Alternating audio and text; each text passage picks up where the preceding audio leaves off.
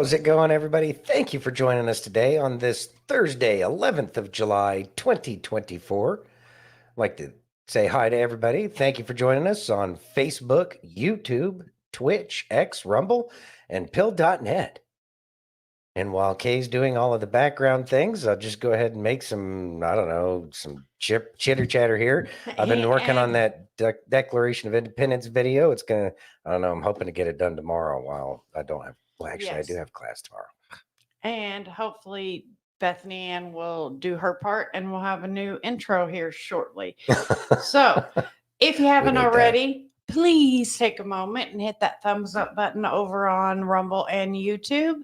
If you're over on Pill, take that red pill. And if you're on X, take that smash that heart. It's like a virtual hug. And you guys know we love virtual hugs, especially me, because I'm a needy little wimp like that. Oh, stop it. I love each and every one of you. Yeah, happy to be here. So excited to see so many people here today. We're truly appreciative of that. Yes. Let's say hello to everyone, all of our wonderful family. We've got F. Clint in the house. What's up, F. Clint? He really was first because he was over on Pilled. Oh, he was over on Pilled. Taking the red pill early. Oh. Yeah, right. Like F. Clint thanks for doing that, the F. bomb. Yeah, F. Clint, he's going to guarantee himself first today. Yeah. Brother Bill in the house. Brother Bill, what's going on, Bill? Got Chachi in the house. What's up, Chachi? Fire and Nate, so glad to see you. Glad to see you. You will be having a package come to your home shortly. Yes. Miss Denise in the house. Good to see all of you. Miss Bethany Ann. Bethany Ann. Lightspear. What's up, Lightspear? Looks like F. Clint's shooting for your prize over there on Pill, Lightspear. I know. Got Aaron in the house. We missed What's you up, Aaron? yesterday. What's going on, Aaron? Hopefully you're not like super hot today. I know. Well, I mean, it's going to be super hot there. It's desert. Exactly. And all that. Got Miss Jan over What's on up, Jan? X. Graham Jan. Let's get this show on the road. Look here, F. Clint. I was just praising you, and you're going to give me a hard time. You missed somebody. Who? Jenny. What's up, Jenny? Watch out for the frogs, Jenny. I was getting there. Hi, Jenny. There she is. Jen, you're so Pill, sweet. Twitch, and Rumble, yeah. Appreciate all of you. Thanks for joining. Miss Steph. Hey, Steph. Yeah, I'm gonna be watching that too, so that I can switch to it and we can watch the big boy. The big boy press conference. He's a big boy. Yeah. Also, like to say hi to everybody who watches in the background. We know not all of y'all can hit the thumbs up or anything like that because you're watching on like Roku or stuff like that. Yeah. But we do appreciate all of you joining us, especially the people who are joining us after the fact. Mm-hmm. Yeah. So shout out to all of y'all as well. Thank you so much, Steph, for hitting that thumbs up. So I have to show it back and forth because I can't see it. So because yeah. What's up, Ryan? Oh, apparently Aaron is super hot every day. Yes, could you stop? Oh God. It's getting deep. Mm-hmm. Stop what? Who stopped? You. Me? What did I do? I didn't do nothing. You're being a brat. Whatever. I didn't do nothing. Got Ryan in There's the house. Ryan. What's going on, Ryan? Always here and listening. Thank you, Ryan. Because Ryan's amazing. I not always be chatting, but always have the ears up. I know. You know, you guys used to talk on the phone for like 8 hours a day. But that's 10 because, hours a day. Yeah, we 12 were hours a working day. and working. Yeah. But who actually works nowadays? If employers would pay people worth the effort that they expect out of them, then that would make sense. But you know, we're just slaves to the machine here. Just do that wonderful paper Christmas tree that I still joke about. Yeah. Yeah, working. Oh, shit. I'm talking while Italian. Working with the quotes. Do you remember the paper? Yeah, I think that's what he was laughing at. Okay. Yeah. Of course, I miss you. Of course, we miss all of you. That's You why we were- keep coming back. Yes, he fell off the ladder. Yes, I fell off the ladder. I thought you were here yesterday. How? Wait a minute. How would? Why would I miss you Oh, if you Lord. were here? Here we go. Because you said She's you giving were you a hard going time. to. You were going to be eating dinner with your hubby. Okay, I'm confused. I don't know. It's been a We're day, confused. Steph. Yeah, It's been we're a confused. day. That's what we are. Whatever. Anyways, all right. So maybe we should move on. Anyway, so I'll be So watching we can get for more the. yeah, confused. See, I can't Yeah. even talk now. Words are Okay. hard. Anyway, so I'll be watching for the big boy press conference. Let's see. His favorite was when Santino had us trenching around his entire place to run a satellite line. Gotta do what you gotta do. Hey, they wanted the damn satellite. I know. I know. Mm. You Yeah, re- yeah, I'm ready. We're going to start with Doc. All right, let's do this. Okay, is it just me, or when you think of anyone still supporting Biden, you automatically think of American Psycho, and you know you're like, man, do these people drive? Revoke their license. Do they have firearms? Get the ATF right now. Do they operate heavy machinery? Get them off. Check their freezers and coolers as well. Missing people have turned up because this is terrifying. It really is. It really. Tennessee, well, I'm telling you, we can't build those asylums fast enough. Thoughts? It is scary. It's scary because they're not even capable of reasoning, or at least it certainly seems like they're not capable of reason. Otherwise, they would actually listen to an argument different from theirs. I know. But you know that is the exact why as to what they said in the Q drops, which is you have to show them. Mm-hmm. You can't tell people. You have to show them. They have to go through it. They have to experience it. You know, there has to be that scare that has to scare you awake and to get you out of this nightmare. Mm-hmm. But the good thing is people are waking up. I do hope that it's a very small percentage once it's all said and done, because it is sad for people to be stuck in that fantasy land, I guess, for lack of a better word. It is a fantasy. It's just a really shitty fantasy. But then again, I guess like all communist fantasies, they always want to see themselves at the top of the ladder, as opposed to just recognizing you're just a self-serving prick. But I digress. Not a self-serving prick. Mm-hmm. Mm-hmm. Yeah. Are you sure? Schmuck. Is that better? Mm. Nah. Okay. The dangling ornament. The dangling arm. That's what schmuck means. I get it. That's I don't know. I That's all I get got. it. Yeah. Okay. All right. Okay. We got Tammy in the house. Hey, Tammy. What's up, Tammy? Thanks for joining. Look at Bethany Ann showing off. All right. So what Okay. else we got going on? We got all kinds of stuff going on. I just had to check. I on know the you press got all the conference. things to do. Ready? Yep. This punk. Mm-hmm. Listen carefully. Today, I'm proud to announce new security assistance package for Ukraine. This will be the 8th package I've authorized since we've signed the national security bill. The Secretary of Defense, we can talk about what the details of all that are. I signed it yesterday or last night, I guess. And we're working with our NATO allies to ensure Ukraine is flying F-16s this summer. Eighth package. Mm-hmm. 8th. I mean, I'm not surprised. They're going to keep sending money over there. The good thing is it's like we get to see Christmas for Zelensky. What boat or yacht or plane or what a palace, what is he going to buy next? We get to live vicariously through Zelensky. Aren't all y'all excited? Oh yeah. Oh yeah, I can tell they're so excited. Well, nobody's excited except for Zelensky, but I have a feeling at this point he really isn't too excited about it because he knows he's trapped and he's got nothing left. Mm-hmm. Mm-hmm. But they're going to keep giving him this, fiat currency. It's crap. It's trash. We know this. It's a rigged system. It's a fake money. It's not real. We know we're going to something different. So, have it.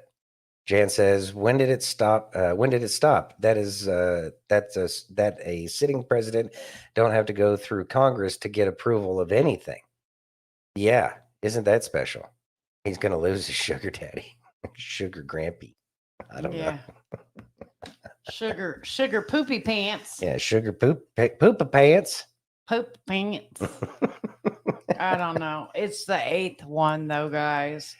That's ridiculous. I don't know how many people that's waking up, but it certainly should be pissing some people off. You would think. I mean, you would hope. How is it that people can drive by all these homeless people and think, yes, we need to send money overseas to a country with a guy who keeps buying luxury items with all of this money he keeps getting? Yeah, his wife just bought a $4 million Bugatti. I mean, sign me up. Bugatti belongs to the people of the United States. It should. Of course it does. Mm-hmm. We bought it. It's ours. I know. It's in the repo, man. It's in the repo, man. You ready? Don't leave that thing outside a grocery store. It'd be gone. It'll be gone. Oh my goodness. Hmm. You know what? What? I need some Kelly. Kelly. Yeah, well, Kelly's good. We could all use some Kelly. Ready? Yep. What if the reason we struggle so much with sin is because no one taught us the right way to get rid of it? Right now, do you feel like there is a sin in your life that you just can't get rid of? Like you are trying to do all you can to stop. You don't want it in your life. You want to honor God. You just can't seem to get free. If you feel like that today, you are not alone. And I want to share some truth with you today that just might help you get set free.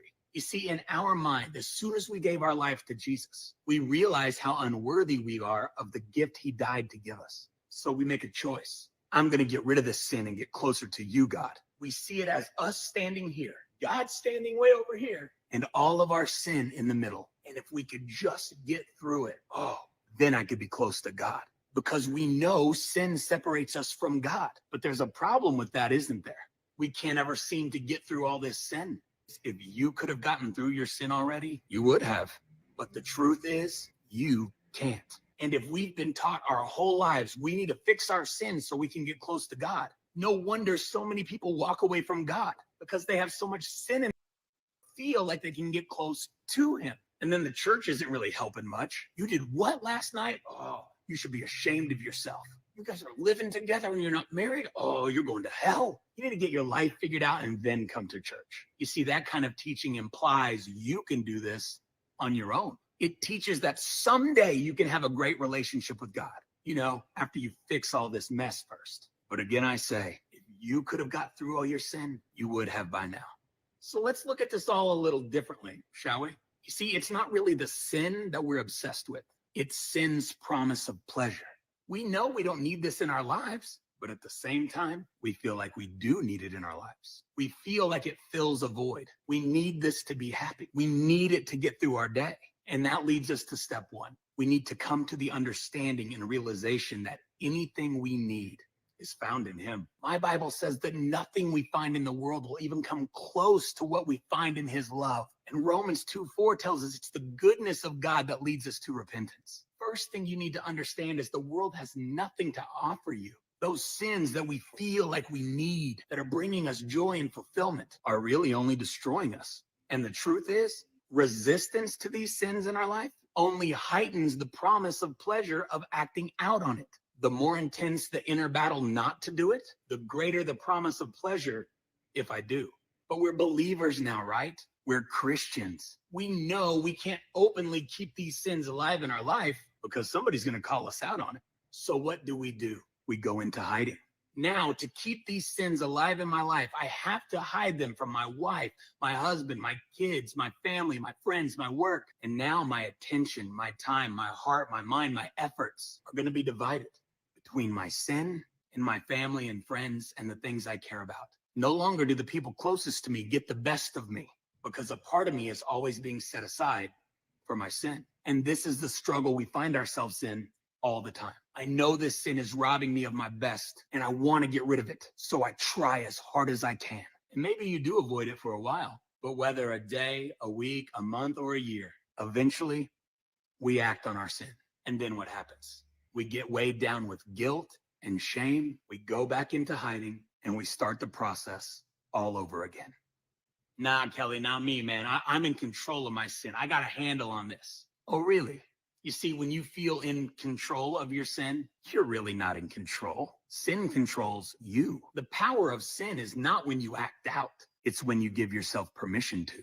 You see, if you really want to know how to get rid of that sin in your life, I'll show you. This never-ending cycle will finally end when you shine light on the darkness. When you tell someone about this sin before it happens with the purpose of giving up control, that's when the cycle ends. You see, James 5:16 tells us, confess your sins to each other and pray for each other so that you may be healed. The earnest prayer of a righteous person has great power and produces wonderful results. Did you hear what that just said? Confess your sins so that you may be healed. There is power in confessing. Confessing your sins is key to this entire thing. If you will start to confess your sins before they even happen, you rob sin of all its power. Or you can confess after you sin and let sin rob you of your power.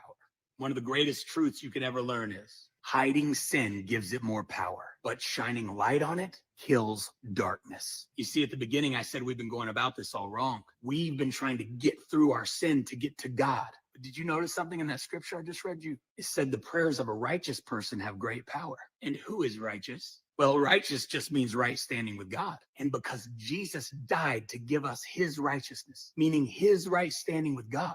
Oh, son, because we believe in Jesus, that means we are already in right standing with God. You see, that picture that it's us, our sin, and then God was a lie from the devil.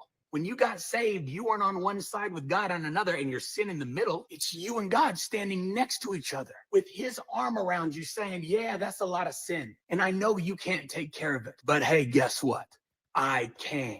Your job is to shine light on it, expose it, rob it of all its power, and let me mature you into the new creation I've created you to be. You see, it was never your job to get through your sin. It's your job to get as close to Jesus as you possibly can. If you just shine light on your sin, exposing it and removing its power, you do your job and he'll do his. Because the truth is, God can't be any more pleased with you than he is right now. Not because of anything you did, but because of everything Jesus did. And now you've put on the righteousness that Jesus died to give you. And you don't have to work to be in right standing with God. You just need to realize you already are. You see, a lot of pastors and churches don't like teaching this because they live in fear that you will abuse this grace. We can't tell them the truth because then they're going to know they're in right standing with God regardless of what sin is in their life. And they're just going to keep on sinning. But to those people who believe that way, I have a question for you. Did you forget about our new nature? Did you forget that God changed that sinner into a saint? That they are no longer the person they used to be? You see, the truth is you can't save anybody and you can't change anybody. Only Jesus can.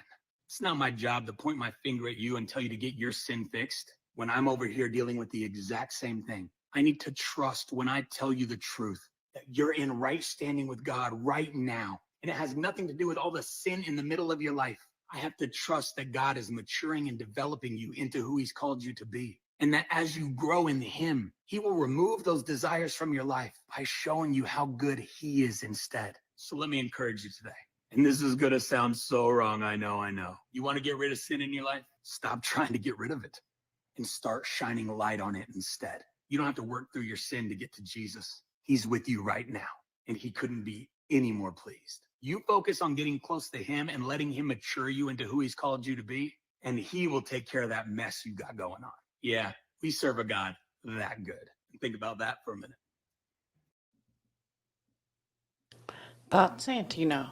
I love Kelly, and it was a long video, but he hit all the major points, and he hit them in so many different ways that it makes it easy for people to understand, depending upon wherever they're at in their spiritual journey or their connection with God.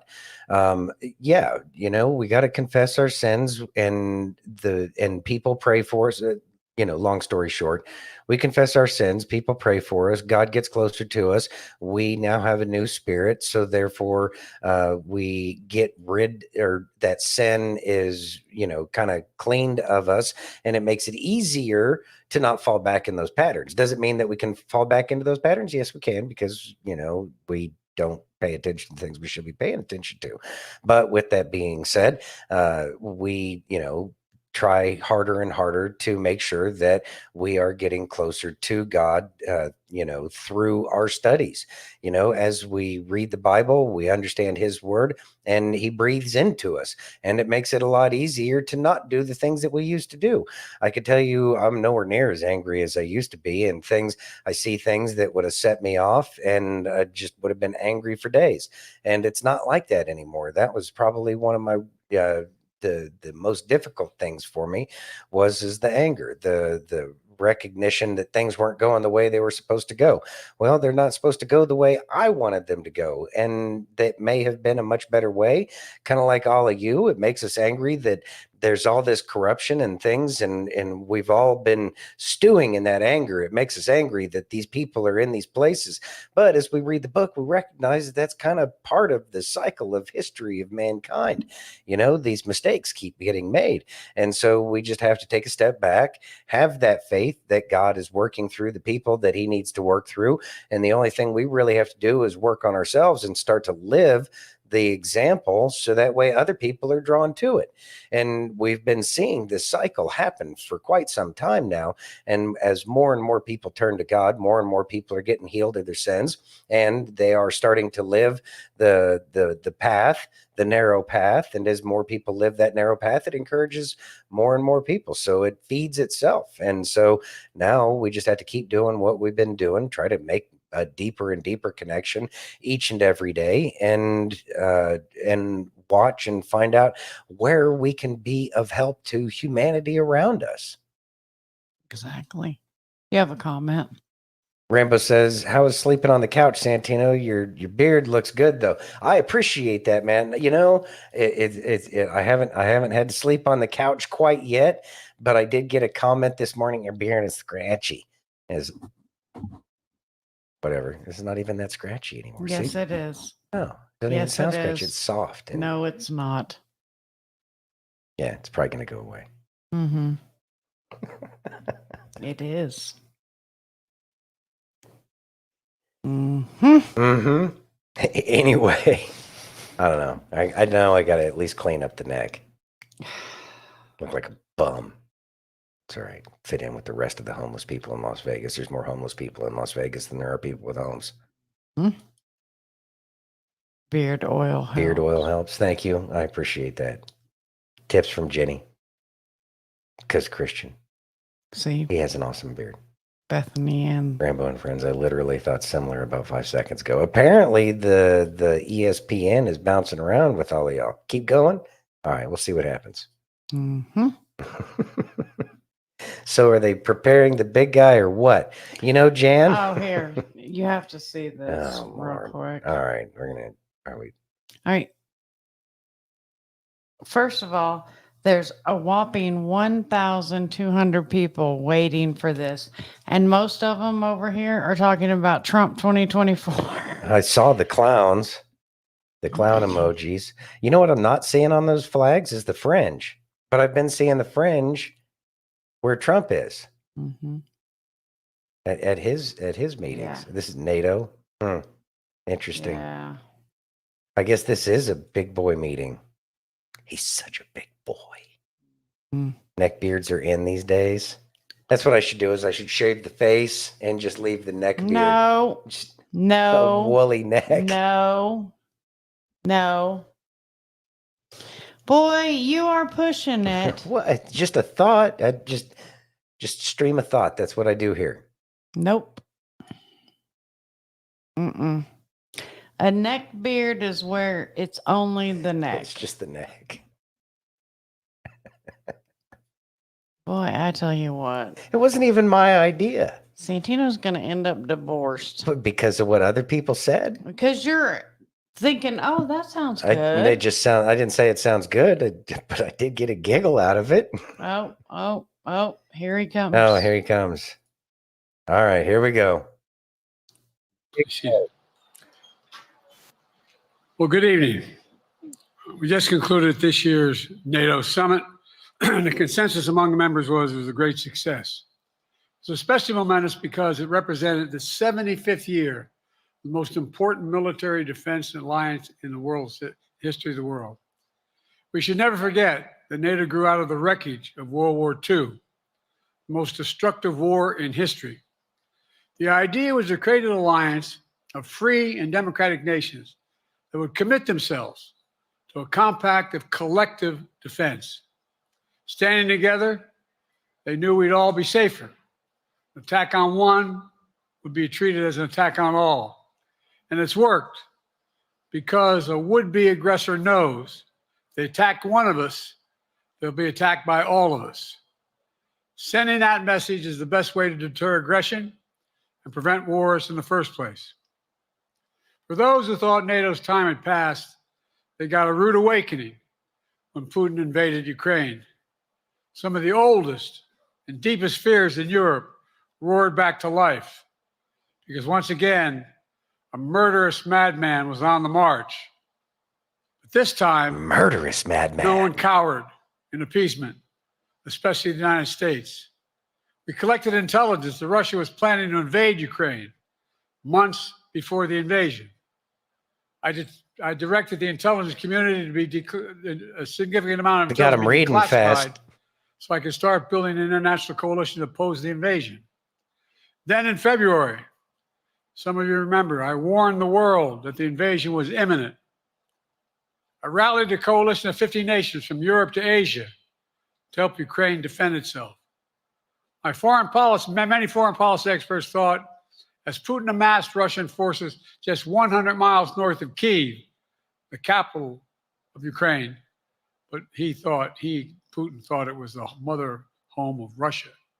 The capital would fall in less than a week. But the Ukrainian people, backed by a coalition to help build, stopped them. Today, Kyiv still stands, and NATO stands stronger than it has ever been. During the week of this summit, several heads of states made it a point in their statements to thank the United States and to thank me personally for all that NATO has achieved. NATO is not only stronger, NATO is bigger because we led the charge to bring in Finland and Sweden into the alliance, and it makes a gigantic difference. Excuse me. Meanwhile, my predecessor has made it clear he has no commitment to NATO. He's made it clear that he would feel no obligation to honor Article 5. He's already told Putin, and I quote, "Do whatever the hell you want." In fact, the day after Putin invaded Ukraine, here's what he said. It was genius. It was wonderful. Some of you forgot that, but that's exactly what he said. But I made it clear a strong NATO is essential to American security. And I believe the obligation of Article 5 is sacred. And I would remind all Americans, Article 5 is invoked only once in NATO's long history, and that was to defend America after 9/11. I made it clear that I will not bow down to Putin. I will not walk away from Ukraine. I will keep NATO strong. That's exactly what we did, and exactly what we'll continue to do. Now, the future of American policy is up to the American people. This is much more than a political question. It's more than that. It's a national security issue. Don't reduce this to the usual testament that people talk about, issues of being a political campaign. It's far too important. It's about the world we live in for decades to come. Every American must ask herself or himself, is the world safer with NATO? Are you safer? Is your family safer? I believe the American people know the answer to all those questions is yes. And I believe the American people understand that America is stronger because of our alliances. I believe the American consensus from Truman to Reagan to me still holds today. America cannot retreat from the world. We must lead the world. We are an indispensable nation, as Madeleine Albright wrote. Now let me turn to 3 other key issues. Just this morning, we had a great economic report showing inflation is down. Overall prices fell last month. Core inflation is the lowest it's been in 3 years.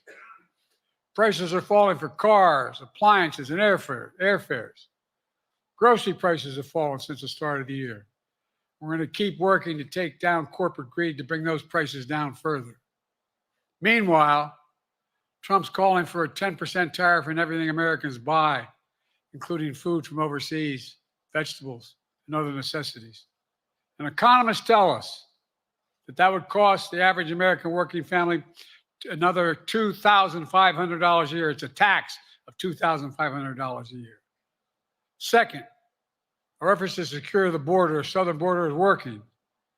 After Trump killed the bipartisan effort to secure the border, Republicans and Democrats had worked on, because he thought it would benefit me and make him a loser, Republicans walked away. So I took executive action last month. As a consequence, working with Mexico, border encounters have gone down over 50%. The current level is lower today. Border than when Trump encounters. left office. Third, for months, the United States has been working to secure a ceasefire in Gaza, to bring the hostages home, to create a path for peace and stability in the Middle East. 6 weeks ago, I laid out a detailed plan in writing. It was endorsed by the UN Security Council, the G7. That framework is now agreed on by both Israel and Hamas. So I sent my team to the region to hammer out the details. These are difficult, complex issues. There's still gaps to close. We're making progress. The trend is positive, and I'm determined to get this deal done and bring an end to this war, which should end now. Let me conclude where I began. We're the United States of America. We are the indispensable nation. Our leadership matters. Our partnerships matter. This moment matters. We must rise to meet it. With that, I'll take your questions. I've been given a list of people to call on here. Of course. Reuters, Jeff Mason. Of course, Reuters. Mr. President, your political future has hung over the NATO summit a little bit this week. Speaker Pelosi made a point of suggesting that your decision on whether to stay in the race was still open. George Clooney and a handful of lawmakers have called on you to step aside. Reuters is reporting tonight that UAW leadership is concerned about your ability to win. UAW just endorsed me, but go ahead. Thank you. My question for you is, how are you incorporating these developments into your decision to stay? And separately, what concerns do you have about Vice President Harris's ability to beat Donald Trump if she were at the top of the ticket? Look, I wouldn't have picked Vice President Trump to be vice president, but I think she was not qualified to be president. So let's start there. Number one, the fact is that the consideration is that I think I'm the most qualified person to run for president. I beat him once, and I will beat him again. Secondly, the idea, I served in the Senate a long time. The idea that senators and congressmen running for office worry about the ticket is not unusual. And I might add, there are at least 5 presidents running or incumbent presidents who had lower numbers than I have now, later in the campaign. So there's a long way to go in this campaign. And so I'm just going to keep moving, And because, look, I got more work to do. We got more work to finish. There's so much, we made so much progress. Think about it. Think about where we are economically relative to the rest of the world. Name me a world leader who wouldn't want to trade places with our economy. We've created over 800,000 manufacturing jobs, 1.5 million. I mean, so things are moving. We got more to go. Working class people still need help. Corporate greed is still at large.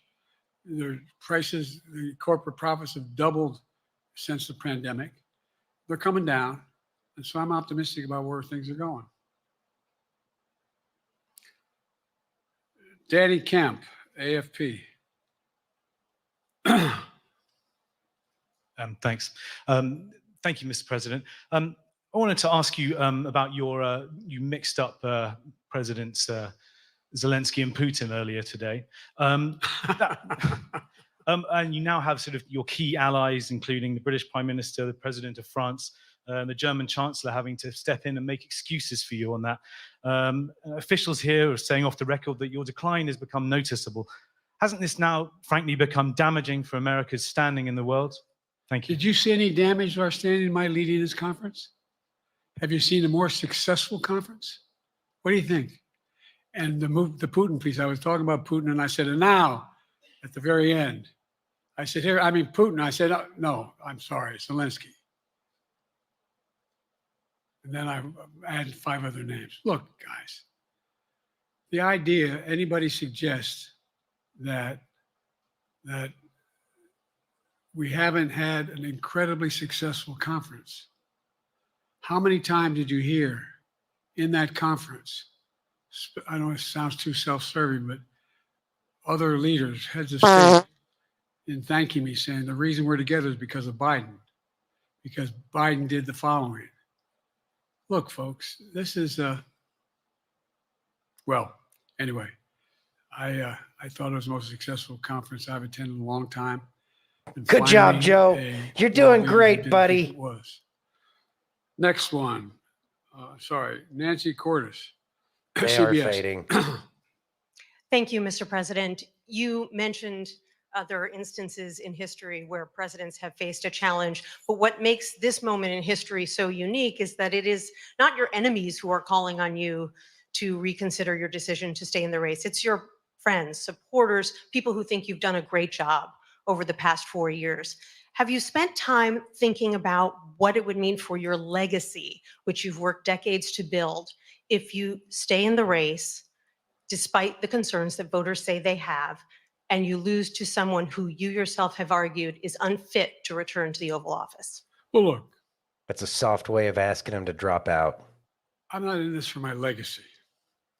No, of course not. I'm in this to complete the job I started.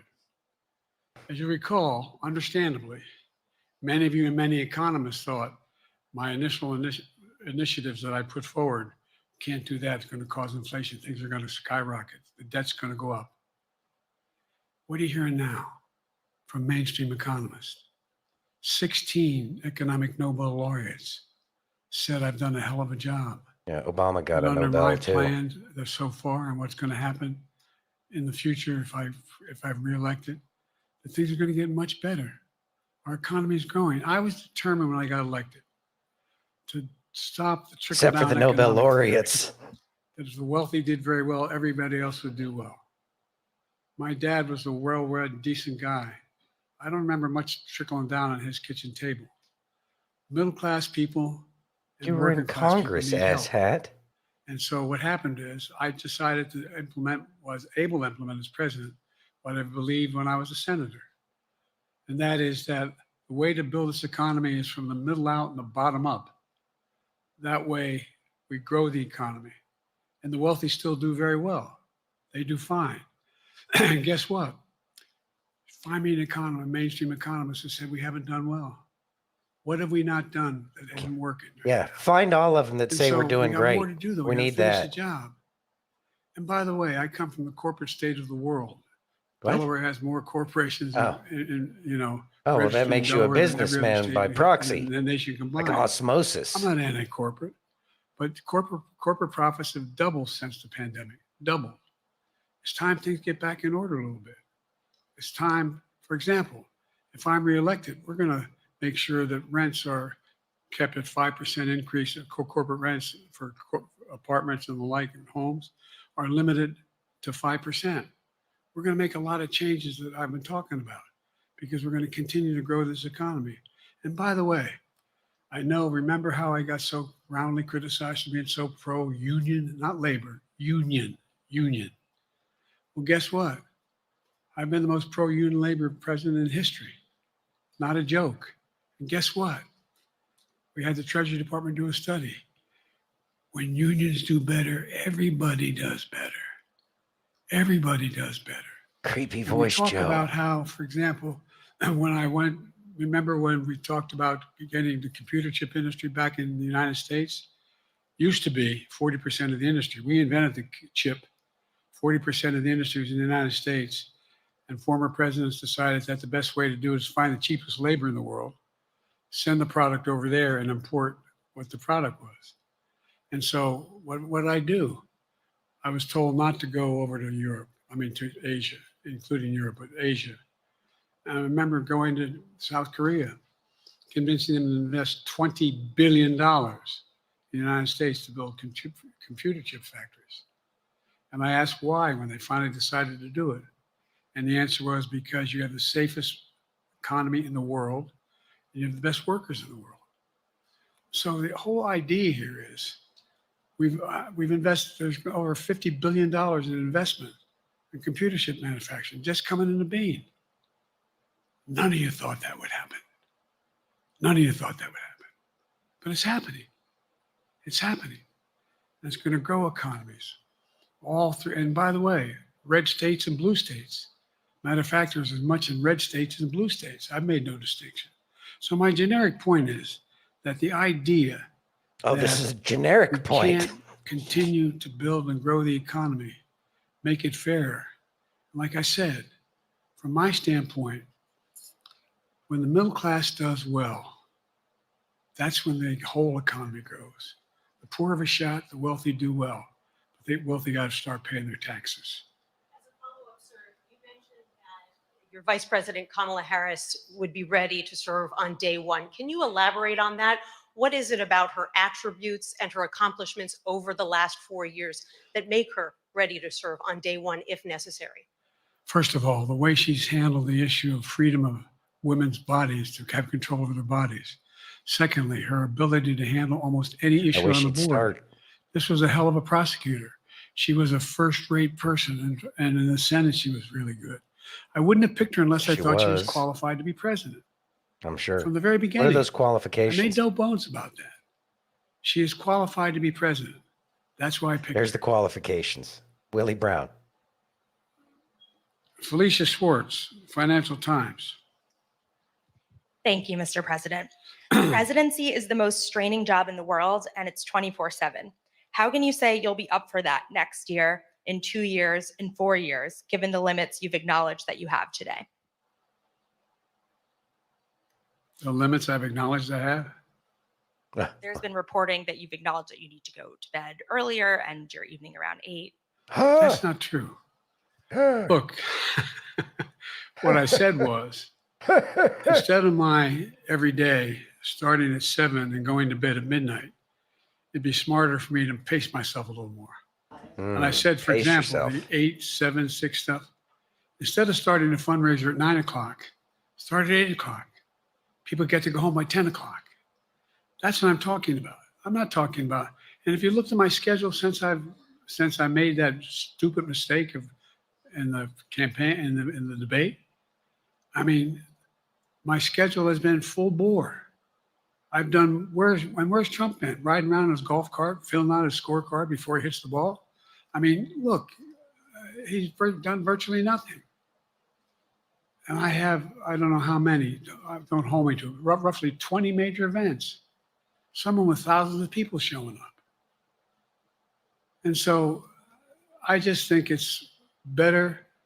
I always have an inclination, whether I was playing sports or doing politics, just to keep going, not stop. I just got to just pace myself a little more.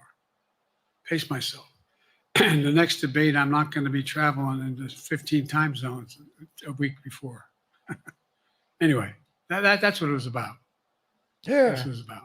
And by That's the what way, it was even with about. that, I love my staff, but they add things all the time. At the very end, I'm catching hell from my wife for that. Anyway, Come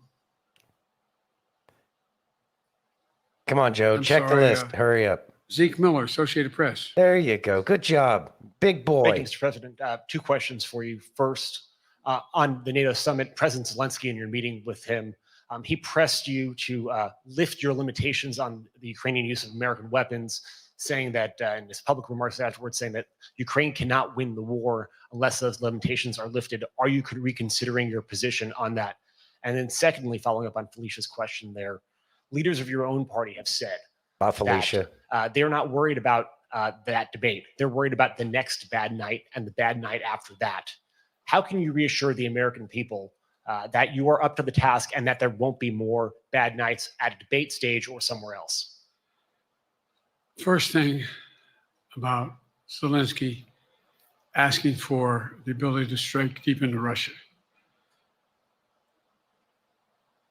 We've allowed Zelensky to use American weapons in the near term, in the near or abroad, into Russia. Whether or not he should be attacked. For example, should Zelensky, he's not. If he had the capacity to strike Moscow, strike the Kremlin, would that make sense? It wouldn't. The question is, what's the best use of the weaponry he has, the weaponry we're getting to him? I've gotten a more long-range capacity as well as defensive capacity. And so our military is where I'm following the advice of my commander-in-chief, the chief of staff of the military, as well as the Secretary of Defense and our intelligence people. And we're making a day-to-day basis on what they should and shouldn't go, how far they should go in. Do you know what That's they a do? logical thing to do. Second question related to Bad nights, sir. How can you reassure the American people that you won't have more bad nights, whether they be on a debate stage or it's a matter of foreign policy? Well, I tell you what, the best way to assure them is the way I assure myself. And that is, am I getting the This should job be done? rich. Get the job Am I done. getting the job done? No. Can you name me somebody who's got more major piece of legislation passed in 3.5 years? I created 2,000 jobs just last week. So if I slow down, I can't get the job done. That's a sign that I shouldn't be doing it. But there's no indication of that yet. None. What do I got here?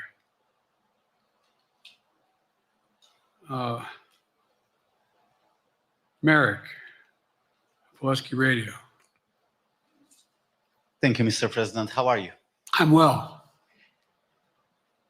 The elections in the US have consequences around the world.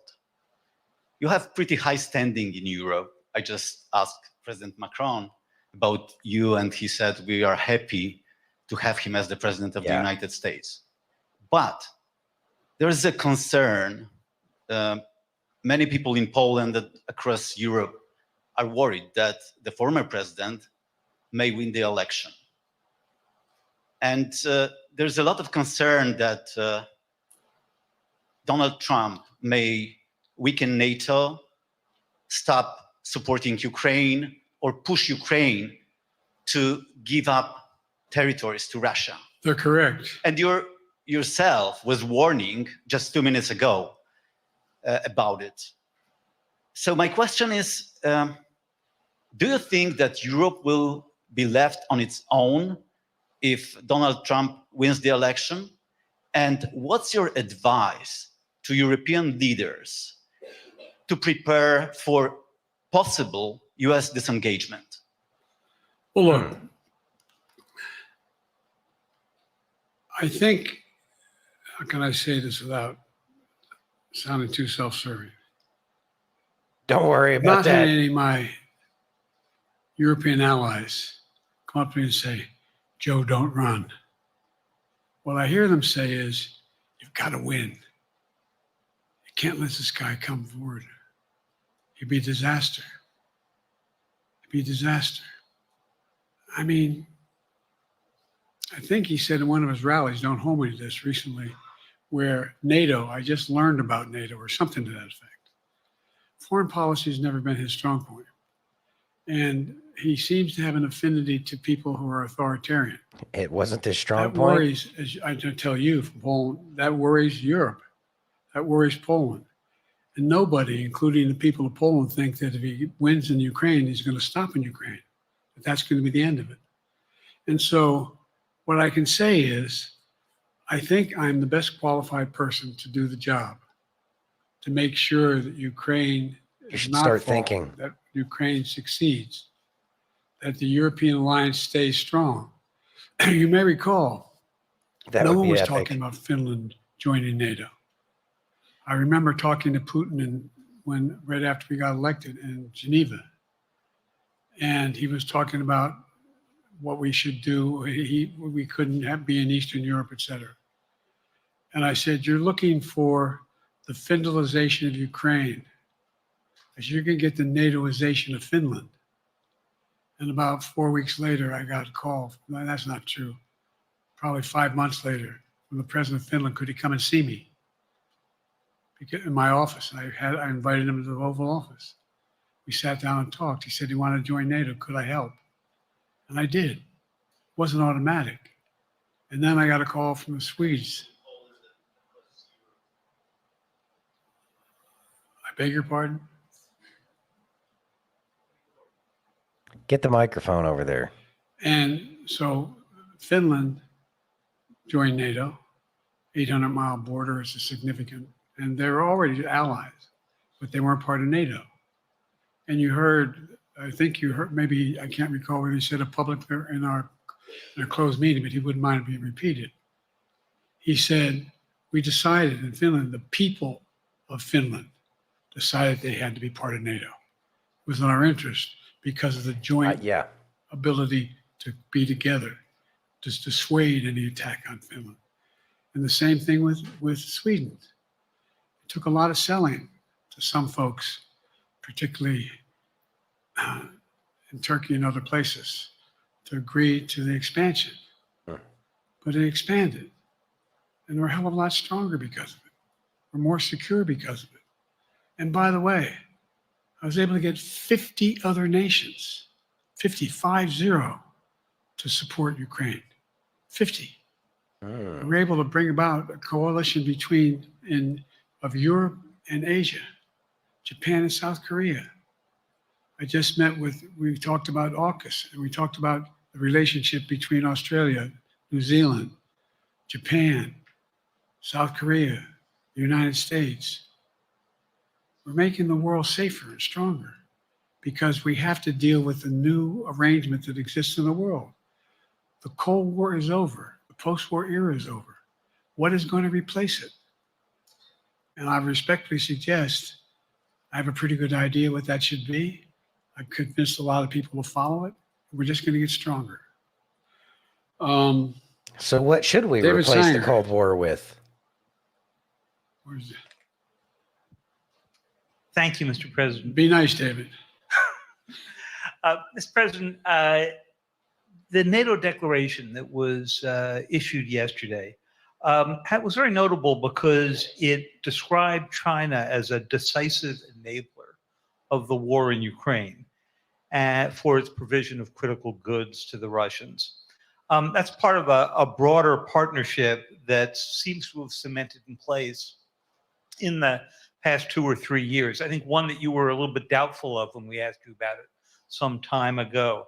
So I'd be interested to know whether you have a strategy now of trying to interrupt the partnership between China and Russia, and whether or not in a second term you would pursue that, if you could describe that strategy to us. And along the way, could you also tell us whether you think, just to follow up on Felicia's question, that if you were in a room with Vladimir Putin again, the way you were 3 years ago, or with President Xi, that a few years from now, you will be able to go negotiate with them, handle them one-on-one? Well, the first part of the question is, we discussed and I raised in the NATO summit, and others raised, the future of China's involvement, what they're going to do, what they're doing with Russia in terms of accommodating, facilitating them. They're getting access to additional, they're not supplying weapons themselves, they're supplying mechanisms for them to be able to get weapons. And China's position is basically, and I've spent more time with Xi Jinping than any world leader has, over 90 hours since being vice president all the way through, for real. Wow. And by the way, I handed all my notes. But my point is that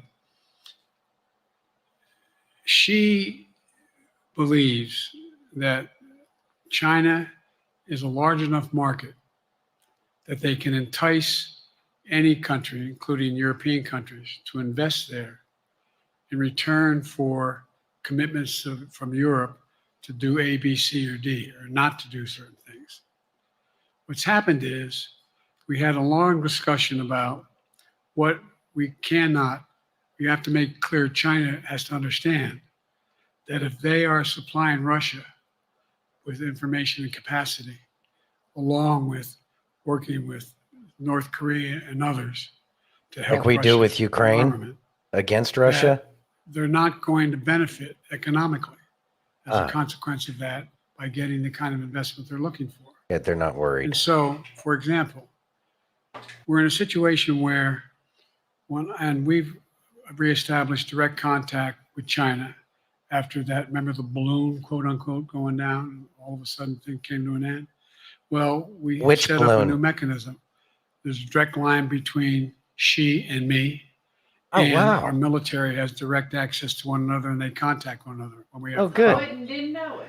Now that the issue military's doing is foreign that policy, You have to make sure what could go wrong?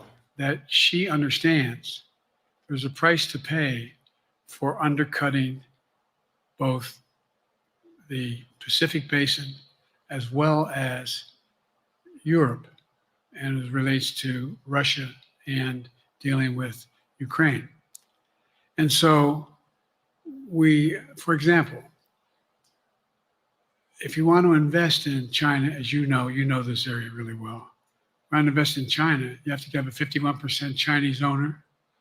You have to make sure that We you should do do by that their here. rules. And We should you do that can't- you here don't have too. the authority, and you have to provide all access to all the data and information you have. Huh. There was a while there, That's a as you good idea. recall, the last administration and other administrations, where the access to that market was enticing enough to get companies to come in because they had access to over 1 billion people in a market, not 1 billion, but Cheaper a lot of slaves. people in the market. And so they were doing it. But that got curtailed when we started saying we're going to play by the same rules. For example, the idea they don't abide by the international rules related to subsidizing products by the government funding. The miracle drugs So are guess working what? off. They're not going to be able to export their electric vehicles to the United States without a significant tariff. Others are doing the same thing around the world. But it is a concern. It is a concern that you have both China, North Korea, Russia, Iran, countries that are not necessarily coordinated in the past, looking to figure out how they can have impact. That impact? Yes, I do, but I'm not prepared to What's talk wrong with about their the detail microphone of it in guy? public. And I think you'll see that What will we see, Joe? some of our European friends Uh-huh. are going to be curtailing their investment in Russia. I mean, in Are you in sure? China. In China. As long Okay. as China continues to have this indirect help to Russia Uh-huh. in terms of being able to help their economy as well as help them in as a consequence of that their ability to fight in Less Ukraine. words, Joe. Less words. The other thing that we talked a lot about Oh no. You're is doing that, it wrong. Yeah. and I raised it, and there was I This is didn't the hear coming any. down. I can't swear that everyone agreed because not everyone got Shouldn't to swear, talk about Joe. it. But we need a new industrial policy in the West.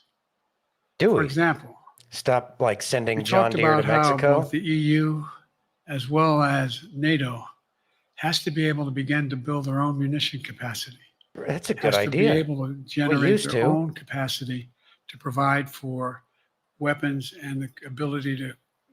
It came as a surprise to some of us how we had fallen behind in the West in terms Aren't the of DuPonts from ability your neck of the to woods? construct new material, new weaponry, new everything from It is exhausting. vehicles to weapon systems.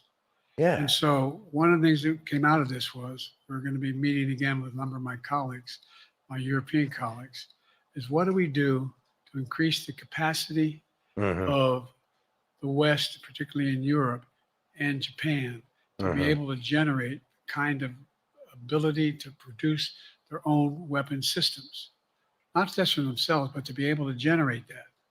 It's the same. It's what Russia's trying to figure out. That they went to China Mhm. and they didn't get the weapons, but then they went to North Korea. But we're going to be in a position where the West is going to become the industrial base for it to be able to the ability to have all the Mhm. defensive weapons that we need. Mhm. That was a discussion as well. No, they're not. I'm sure you answered on whether you would be ready to go deal with Putin and Xi 2 or 3 years from now. I'm ready to deal with them now and 3 years from now. Look, Uh-huh.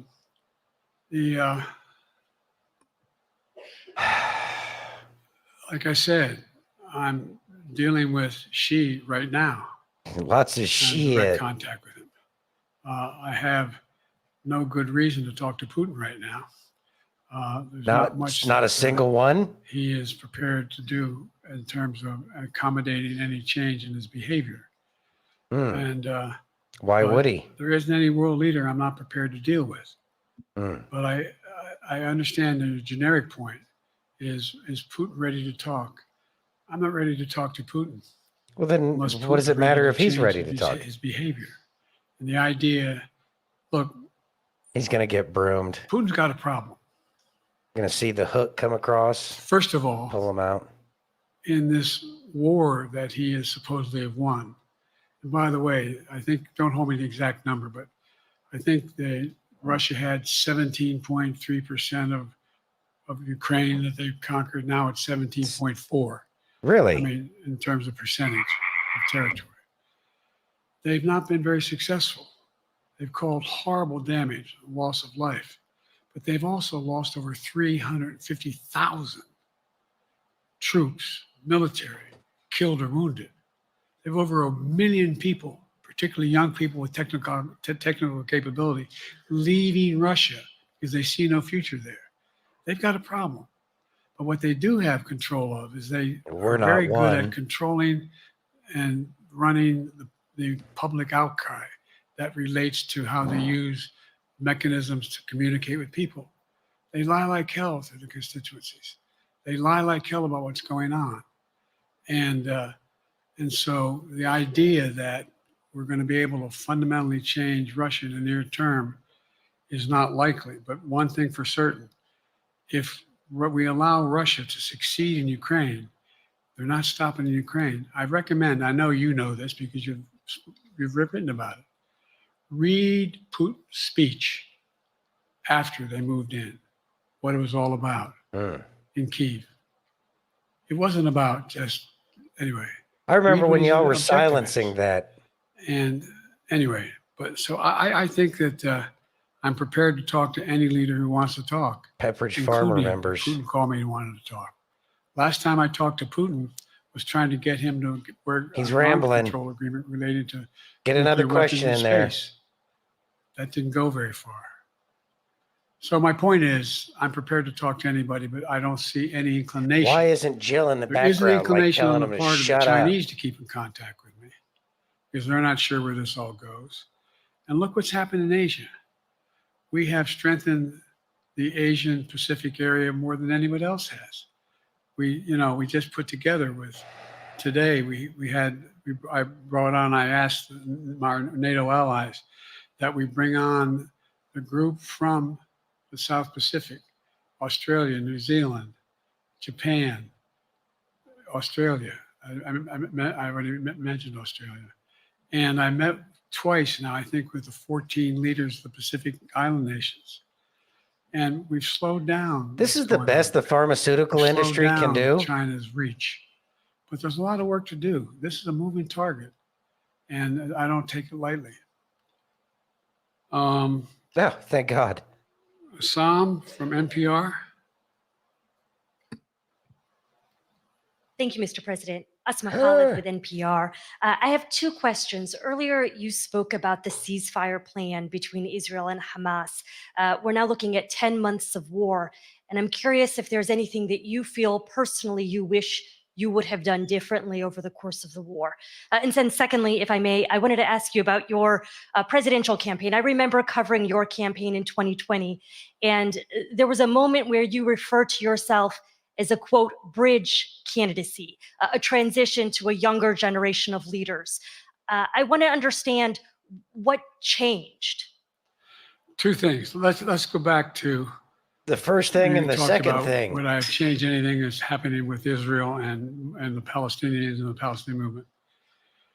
The answer is, as you recall, from the very beginning, I went to Israel, but I also got immediate contact with al-Sisi in Egypt. I met with the King of Jordan. I met with most of the Arab leaders to try to get a consensus going as to what had to be done to deal with getting more aid and food and medicine into the Gaza Strip. And we pushed it really hard. And Israel occasionally was less than cooperative, number one. The Israeli war cabinet. Didn't people get like unalived from See, their the aid Israel since packages Golda that they Meir. dropped? Some of the reporters around here come me all the time and heard me say this. The first time I met with Golda Meir, I sat across from her at her desk, and her assistant was Rabin sitting next to me. That's how far back I go. I know Israel well, and I support Israel. But this war cabinet is one of the most conservative war cabinets in the history of Israel. And there's no ultimate answer other than a two-state solution here. And so what was able to be done in terms of the plan I put together was there would be a process for a two-state solution. And we get the Arab nations to, particularly from Egypt all the way to Saudi Arabia, to be in a position where they would cooperate in the transition so that they could keep the peace in Gaza without Israeli forces staying in Gaza. The question has been from the beginning, what's the day after in Gaza? And the day after in Gaza has to be, the end of the day after has to be no occupation by Israel on the Gaza Strip, as well as their the land. ability for us to get in and out as rapidly as you can, all that's needed there. I've been disappointed that some of the things that I've put forward have not succeeded as well, like the port we attached from Cyprus. I was hopeful that would be more successful. But that's why when I went to Israel immediately after the massacres that occurred at the hands of Hamas, the one thing I said to the Israelis, and I met with the war cabinet and with Bibi, don't make the same mistake America made after bin Laden. There's no need to occupy anywhere. Go after the people who did the job. You may recall, I still get criticized for it, but I was totally opposed to the occupation and trying to unite Afghanistan. Once we got bin Laden, we should have moved on, because it was not no one's ever going to unite that country. I've been over every inch of that, not every inch, the entirety from the poppy fields all the way to the north. I said, don't make the same mistake we made. Don't think that's what you should be doing, is doubling down. We'll help you find the bad guys, Sinwar and company. And all this criticism about I wouldn't provide when the weapons they needed. I'm not providing them 2,000-pound bombs. They cannot be used in Gaza or any populated area without causing great human tragedy and damage. But remember what happened when you had the attack on Israel with rockets and ballistic missiles. I was able to unite the Arab nations as well as Europe, and nothing happened. Nothing got hurt. It sent an incredible lesson to what was going on from the Middle East. So there's a lot of things in retrospect I wish I had been able to convince the Israelis to do. But the bottom line is we have a chance now. It's time to end this war. Doesn't mean walk away from going after Sinwar and Hamas. And if you notice, you know better than most, there is a growing dissatisfaction on the West Bank from the Palestinians about Hamas. Hamas is not popular now. And so it's a popularity contest. I just have to keep moving to make sure that we get as much done as we can toward a ceasefire. Going with James Woods. And by the way, look at the numbers in Israel. I mean, my numbers are better in Israel than they are here. But then again, they're better than a lot of other people here too. But anyway, bridge candidacy in 2020, you referred to yourself as being a bridge candidate for a younger, fresher generation of Democratic leaders. And I wanted to know what changed. Beacon of what youth. changed was the gravity of the situation I inherited in terms of the economy, our foreign policy, and domestic division. And I think, I won't put words in anybody's mouth.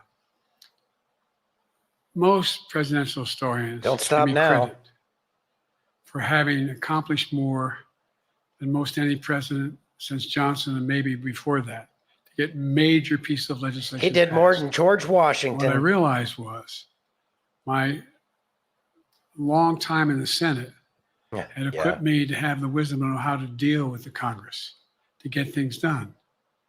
We got more major legislation passed that no one thought would happen. And I want to finish it, to get that finished. If tomorrow, if we had a circumstance where there was a lineup and I hadn't inherited what I did and we just moved things along.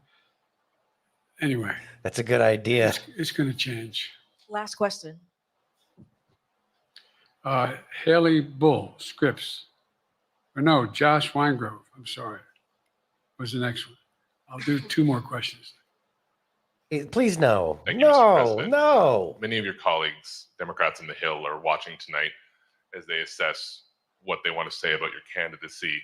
I'm wondering how you're thinking of this right now. It seems like your answer is clear, but they're watching how things go tonight, tomorrow in Michigan, next week in Texas and Nevada. Are you thinking that way about how the next week or 2 goes would inform your Am I using that way, you say? Are you thinking that way about how the next 2 weeks go? Will that affect your decision, or are you fully determined on running in November as the party's nominee? I'm determined on running, but I think it's important that I allay fears by let them see me out there. Let me see them out. For the longest time it was, Biden's not prepared to sit with us unscripted. Biden's not prepared to, anyway. And so what I'm doing is, and I've been doing, I think we've done over 20 major events from Wisconsin to North Carolina to demonstrate that I'm going out in the areas where we think we can win, where we can persuade people to move our way, or people are already there. And then look, the other thing is we have the most extensive campaign organization of anybody's had in a long, long time. We have well over 1,000 volunteers knocking on doors, making phone calls, making tens of thousands of phone calls. We have headquarters. I forget exactly how many. I don't want to cite a number and then find out I'm off. But we have scores of headquarters in all the that 4 score? States. We're organized. We're moving, and that's awful hard to replace in the near term. And so, and here's the other thing. I was in the Senate a long time. Yeah, I'm proud of what I've done in the Senate. Good for you. I was chairman of the Foreign Relations Committee for a long time, and I was chairman or ranking member and chairman of the Judiciary Committee. I don't know. I'm going to be going down to the Johnson Library. Anyway, I'm going to be going around making the case of the things that I think we have to finish. and how we can't afford to lose what we've done or backslide on civil rights, civil liberties, women's rights. There's that little button we have. Control guns, not girls. I mean, the idea we're sitting around, this where Kamala's so good as well. What We're sitting button around. is he talking More about? children are killed by a bullet Uh-huh. than any other cause of death. The United States cars. of America. What the hell are we doing? Huh. What are we doing? We got a candidate saying, promise the NRA, don't worry, I'm not going to do anything. I'm not going to do anything. You got a Supreme Court that is what you might call the most conservative court in American history. This is ridiculous. There's so much we can do still. And I'm determined to get it done. It's about freedom. And by the way, I'll end this. Well, I'm not going to do that. Haley has to come up too. But I remember I made a speech on democracy in Philadelphia at Independence Hall. In And I'm not being 1776. critical, just observing. The bulk of the press, what the hell is he talking about that for? Yeah, he did. Democracy. You did. Democracy is not an issue. Democracy is not an issue. Except the polling data 'Cause shows we're not a 60% of democracy. people knew I was right, thought I was right. I'm The not asking emperor you a has no question. You don't have to clothes. answer, obviously. But do you think our democracy is under siege based on this court? Do you think democracy is under siege based on Project 2025? Do you think he means We what he covered says that when he says last he's going night. to do away with the civil service, eliminate the Department of Education, make sure? I mean, we've never been here before. And that's the other reason why I didn't, you say, hand off to another generation. I've got to finish this job. I've got to finish this job because there's so much at stake. Yes, there is. We've had some discussions over the past few days with your press secretary about the question of health exams. The boot. You said you take. Couldn't they find an American? in this job? Are you open to taking another physical or test before the election? Governor Whitmer of Michigan, for instance, said it wouldn't hurt to take a test. Well, look, two things. One, I've taken 3 significant and intense neurological exams by a neurologist. In each case, as recently as February. And they say I'm in good shape. Okay? Yes, Although they do. I do have a little problem with my left foot because it's not as sensitive because I broke my foot and didn't wear the boot. But I'm good. Is that a Sean Penn shout I'm out? tested every single day about my neurological capacity to do decisions I make every day. And you fail every day. Talk to my staff. All of you talk to my staff. Sometimes my staff talks a lot. But the fact of the matter is, I don't think you have them telling you that all the major ideas we've undertaken haven't been in part initiated by me. I remember when the staff, I said, I'm going to go to South Korea. We're going to get the chip. What are you doing? I'm going to get Japan and Korea back together again after essentially having hostilities toward one another since the end of World War II. I'm going to move and see that we can expand it. You know, the only thing age does is help you with it, creates a little bit of wisdom if you pay attention.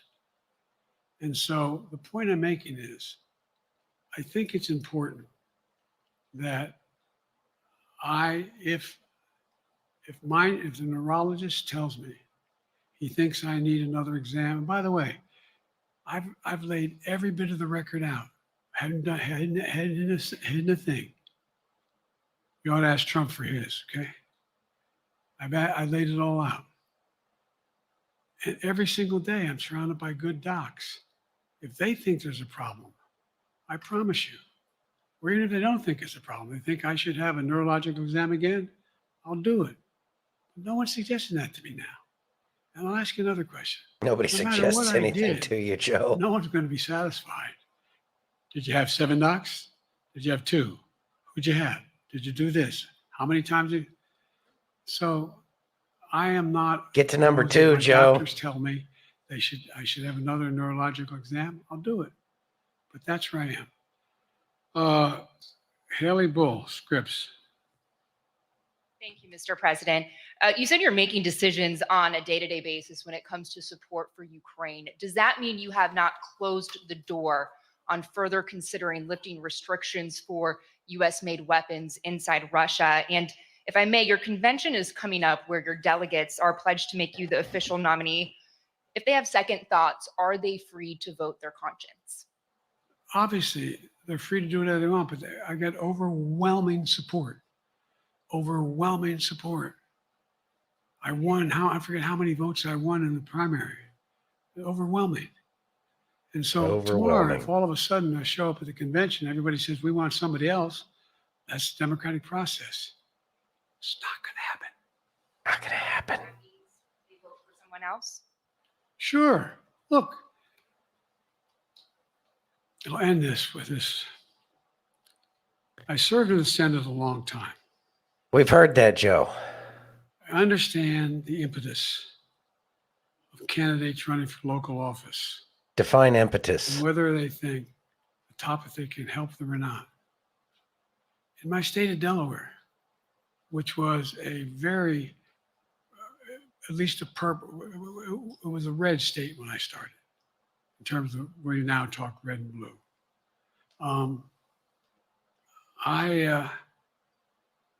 I don't recall most of the Democratic presidents winning my state when I was a candidate. The truth of the matter is, I understand the self-interest of every candidate. If they think that, running with Biden at the top is going to hurt them, then they're going to run away. I get it. But so far, go and look at the polling data in their states. Look at the in-depth, and by the way, I think you'd all acknowledge, and you're all experts. I'm not being solicitous about the president. You're experts on this stuff. How accurate does anybody think the polls are these days? I can give you a series of polls where you have likely voters be versus Sure you Trump, would, where I Joe. win all the time. When the unlikely voters It vote, is, Jay. he wins sometimes. The bottom line is all the polling data right now, which I think is premature because the campaign really hasn't even started. I mean, it hadn't No. started in earnest yet. Most of the time, We're it doesn't keeping you start out till of it. after September, after Labor Day. So a lot can happen. But I think I'm the best I believe I'm the best qualified to govern. And I think I'm the best qualified to win. Hmm. But there are other people who could beat Trump too. But it's awful start from scratch. And, we talk about, money raised. We're not doing bad. We got about $220 million in the bank. We're doing well. Oh, that's where the So, money is? With that, you have any want to follow up on any of that you just asked me? Yes. You earlier explained confidence in your vice president. Yes. If your team came back and showed you data that she would fare better against former President Donald Trump, would you reconsider your decision to stay in the race? No, unless they came back and said, there's no way you can win. Me. No one's saying that. No poll says that. Okay. Thanks. This ends tonight's press conference. Thanks, everybody.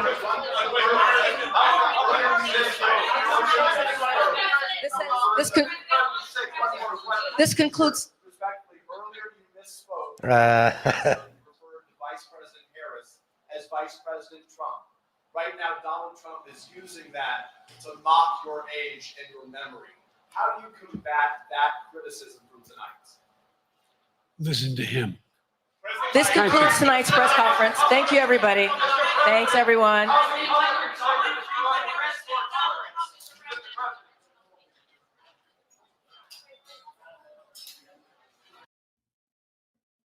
Well, that was fun. Oh, yeah. Crazy over the rainbow. He's gone crazy. Yes. Yes, Bill, he has. So that was the big boy interview. How exciting for all of America to see such a strong candidate and the current leader of the free world. Isn't that encouraging? I think it's funny that he said, listen to him. Trump, that is. Yeah, that is you funny. should. Listen You to should. him. You should listen to Trump. You should. All right. So Me too, Jenny. He gave me a headache. it was it was like getting flogged by a cat of nine tails, but I mean whatever. So the big boy, Chachi had brought up the whole thing about NATO's there for protecting, or when Joe was talking about NATO's there to defend all of the other members of NATO. But we have to remember that a lot of this started when Nord Stream 2 blew up. And the investigations were pretty clear as to the fact that it was done not by Russia. Nope. And then there were individuals directly connected to so many world leaders that they were to profit a lot off of that whole thing, because of the whole energy deals that were going on out there. Let's see. He started out with a fast teleprompter. And we all had a pretty good idea as to where that was going. And that was so that way they could get it through as fast as possible before the drugs wore off. Curious Didn't as work. yeah, I don't know what miracle of modern medicine they're using on that man, but it's not quite the miracle drug that they were hoping it was. Maybe they can have something that's a little bit more time release in the future. That way they can keep the charade up just a little bit more. Work harder. You have enough money. Maybe you need to dig into your own pockets over there at Big Pharma, so that way you can make sure that Joe can put on a better show. Yeah. The tariffs. Yeah, he got into the whole tariffs, keeps knocking the whole thing about tariffs. And it's like just messing around. Talking about Trump's tariffs and stuff like that.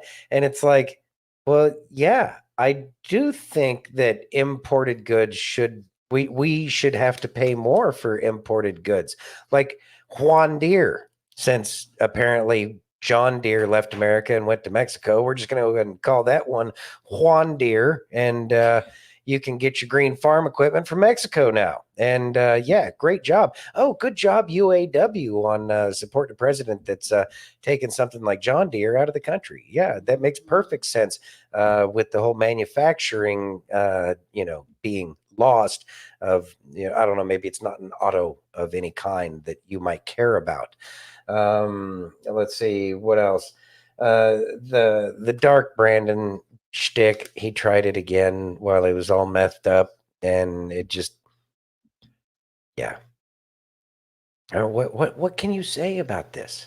It's such a joke. You can try to take it. You can try to take it seriously, and assume that it's not an actor. But I would rather it was an actor than this be the reality of the situation. Like, that's a much more comfortable thought process, that this is an actor than this guy's for real. It's kind of, I don't know. It's a lot. I mean, it's kind of a lot. Yeah.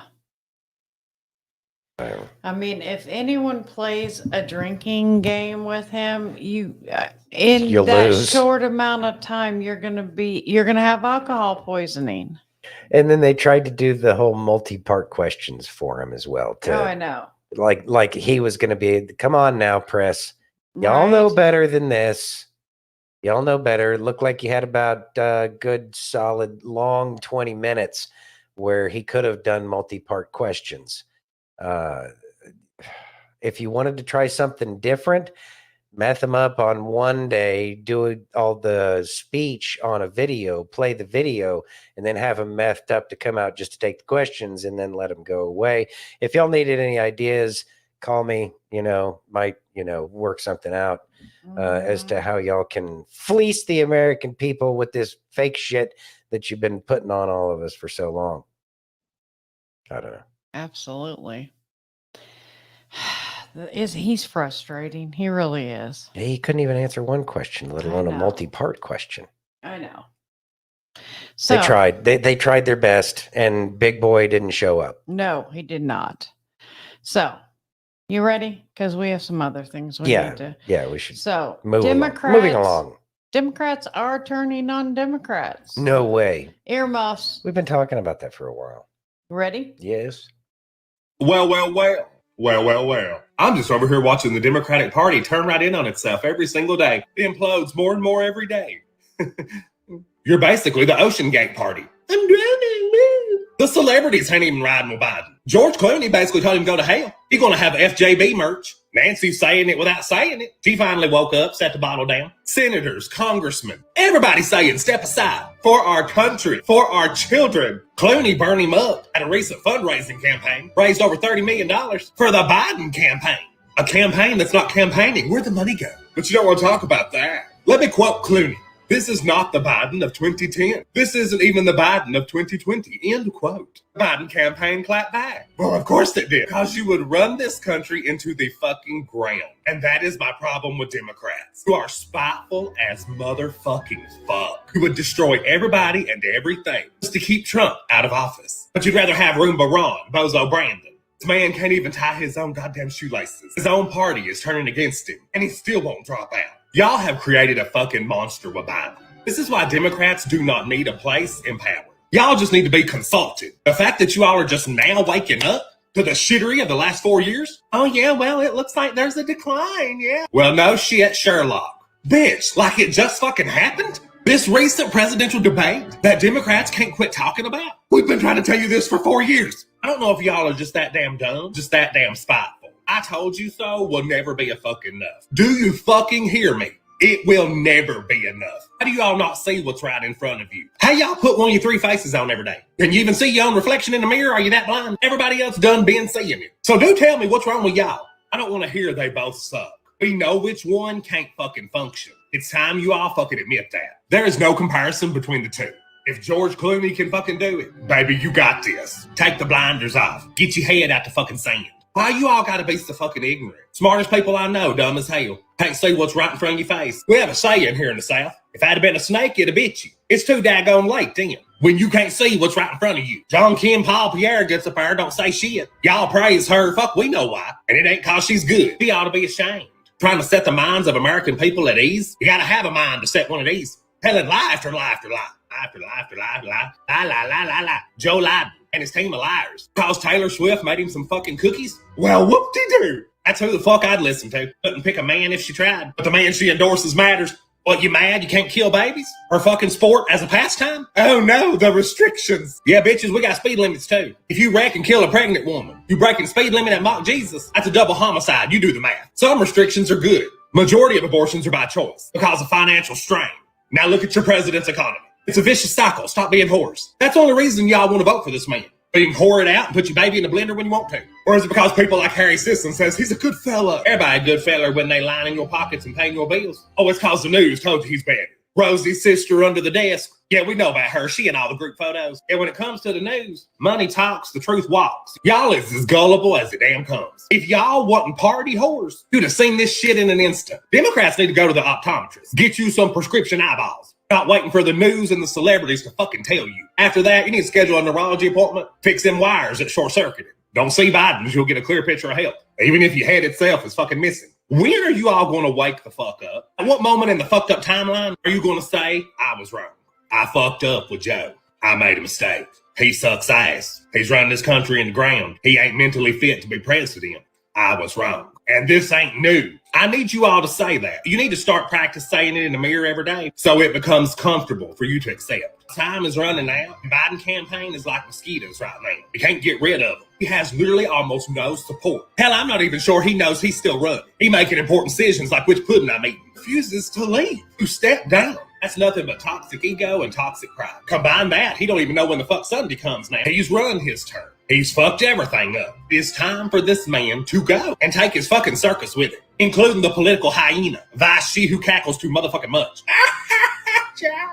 Step down. Don't even run. It's been embarrassing. So whoever is pulling the strings to Biden, I want you to hear me. You need to be in fucking jail for fucking elder abuse. Jill Biden's running this country. I said what I said. Thought Santino. She does need to be in jail, but for a lot more than elder abuse. So we could just add that on to the whole list of everything that's been going on with them. I mean, this is how people are. They're getting fed up, and now it's getting to be like, yeah, you know what? If you can't see it at this point in time, sadly, more and more people are writing them off as lost. It's not a good place for Americans to be. I know. But at the same time, kind of like, how can you not see it at this point in time? Like before we used to ask that, but now it's really like, how can you not see what's going on? I Bunch of know. Nazis. I know. And it's sad. It really is. Mm-mm-mm. How can you not see? You ready? Mm-hmm. Why aren't you more excited for this? This time that we're living in, everything that's happening around you, you were chosen to be alive at this moment in time. You realize that, right? To be part of this generation, the generation that sees the degradation of everything around us. Everything is falling apart, the whole world around us. And you were chosen to be a light in this dark world. When you read about the return of Jesus in the days of Noah, in the days of Lot, and you look around the world at everything that's happening, I would argue that it is in so much worse condition now than it was back then. God has lifted the veil covering our eyes. You get to see the world for what it truly is. You get to see the corruption all around you, the evil all around you every single day, and often idiotically celebrated. This time is our time to make a difference, our time to stand for truth. So will you stand, or will you sit by as everything continues to fall apart? Santino. I don't know if anybody here is just sitting by while everything's falling apart, but it is time. It is time, and maybe that's what we're here for, is to encourage people. We have been woken up to the reality of the situation of the world around us and what's going on within our own nation, for some time now. A lot of people have. Some people are waking up now, but the good thing is that the people have woken up so that way for this very time, because it's been building. It's been building for a long time. We can probably look back to the beginning of the fall as to this nation. We know that the creation of the Federal Reserve, so that sends us to Jekyll Island, but we also know that they've been trying to steal the nation forever and a day. We can't ever rest on our laurels, but this time right here, right now, is what we have been awakened for. And that means that we have a responsibility. And if we choose not to listen to that responsibility, then we deserve everything we get. And some of us may be getting a little long in the tooth now, but that means that we leave it to our kids and our grandkids. And none of us wants that. All of us wants to be able to hand a nation to our posterity that we know will give them the best chance. Like Reagan said, we're never more than one generation away. And this is that point in time. And we may be able to buy ourselves some more time and our posterity some more time. But the only way we can do that is to make sure that we're active and that we're getting other people active in saving their own ass. And that's where we're at right now. And it needs to be something that we keep on going even afterwards, because there will be attempts in the future to enslave America, because it is our best chance. I agree. I agree so much. You ready? Yes. So let's talk about George Clooney Christian and Barack Hussein Obama. So some of you might remember this picture of Barack Obama and George Clooney in a boat with a child. It was dubbed conspiracy theory. Now I want to walk you through. Let's see what USA Today has in store. So I'm going to pull up the USA Today page. Scroll down through all this unnecessary stuff. Get rid of the pop-ups. Here's that picture of that boat with Barack Hussein Obama and George Clooney. But what do you see between them, directly in front of George Clooney's lap? It looks like USA Today or some other media, whoever took that picture, blurred out whatever was going on behind that picture. I mean, I don't know exactly what all's going on in this boat, but if you kind of zoom in on the driver of the boat and in the back seat, you could almost see a bunch of children, almost like they might be running some things. My question of the day, where does George Clooney fit into all this madness? Barack Hussein Obama, Jeffrey Epstein, Harvey Weinstein, Ghislaine Maxwell. Where does this mofo fit as he acts the part of a strong arm for the Democratic Party?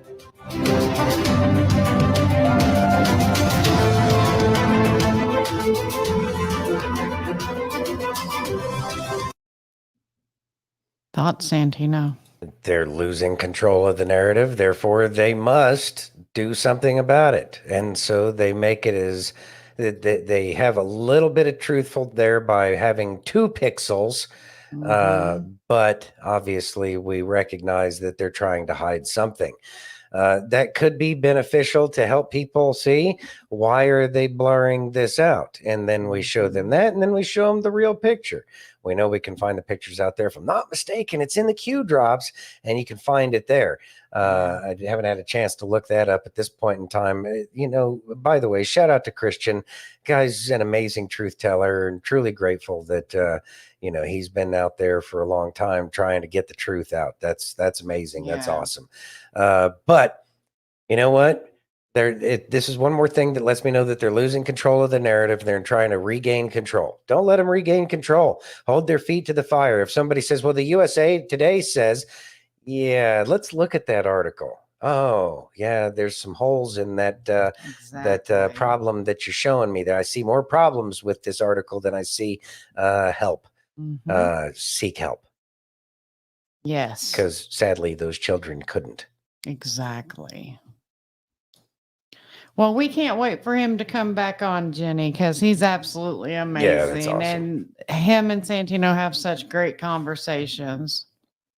See, even I learn so Bethany much every agrees. single time. Yep. You ready? He's a smart man. Very He smart is. man. You both are. Ready? Got Doc again. All right. I can go for some Doc.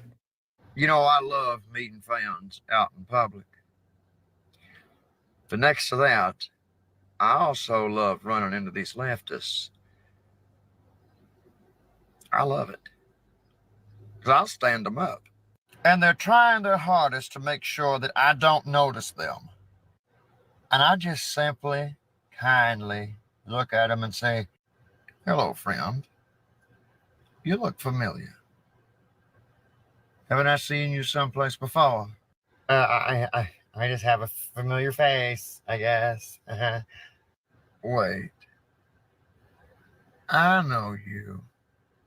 Weren't you that one guy just yesterday on TikTok?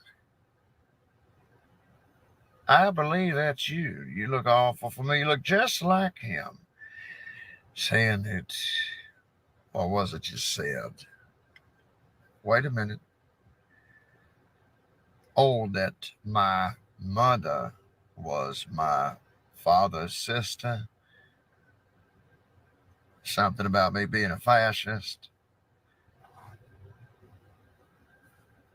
Something along those lines. No, you've got the wrong person. What is even TikTok? And then I pull out my phone. And I pull up the comment. And the profile pic is right there. Seriously stalking me right now? Like, are you serious? Can somebody call the police? You're violating my First Amendment right now. Son, the First Amendment protects you from the government. But it does not protect you from me. Like, is everyone just going to stand here? Somebody call the police. Honey, nobody's calling the law. If I was him and you said that shit to me, I'd have stood your ass up too. Stop letting your mouth overload your ice. Quit writing checks that your ice can't cash. Took the words right out of my mouth. I think the lady summed it up just right. I'm not doing business here. I want to get out of here right now. Let me leave now. Hey, don't let me stop you. Nobody's holding you here. But won't you say what you really mean, friend? That you're pissed off because you got stood up and called out on your bullshit. You're used to living a life free of consequence and no repercussions. Mama must have bailed you out on everything. Well, I guess that ends here now, don't it? Thoughts, Santino? It's amazing that he has that kind of crap going on, and I feel for him. But at the same time, it sure would be nice to be able to call some of those people out.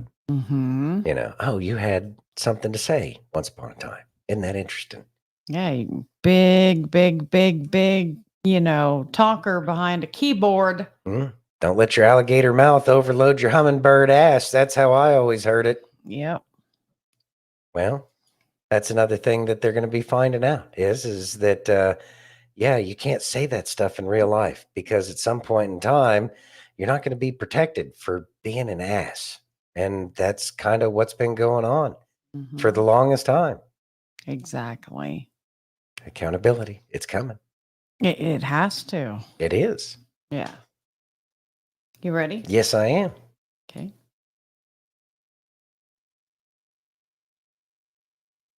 That's not Biden. That's not the guy I remember. And I mean this. I never agreed with him, but I'm a shallow person. So is he. So I always kind of liked him. You know, Irish guy, throw his arm around you. How you doing, buddy? You know, rub your chest. Maybe he sniffed me. I don't care. I like sniffing. And that's just not the guy on TV at all. Like, at all. If I was a conspiracy nut, I would think he was a body double because it's that different. So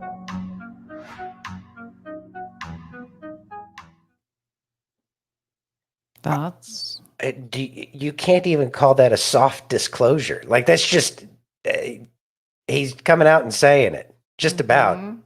It's like if I was a conspiracy theorist, I would say that that's a body double. Mm-hmm. Huh. But he doesn't have the luxury to be able to say that just yet. I know.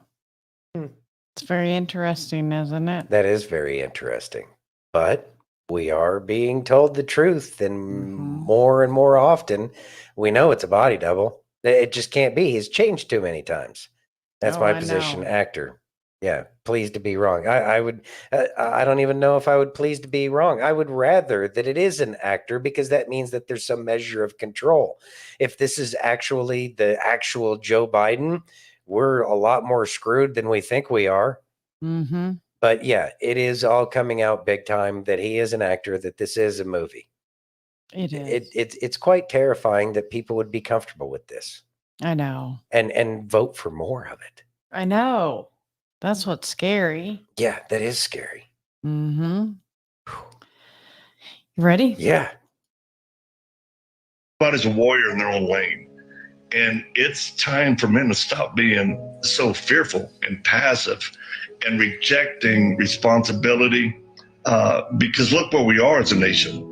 So again, I go back to common sense, but I think the key to this is a moral masculinity that we've really forfeited in America due to our own consciences being seared by a lack of following God, being filled with His Holy Spirit, walking in freedom when our children and grandkids and our wives need us to step up now more than ever.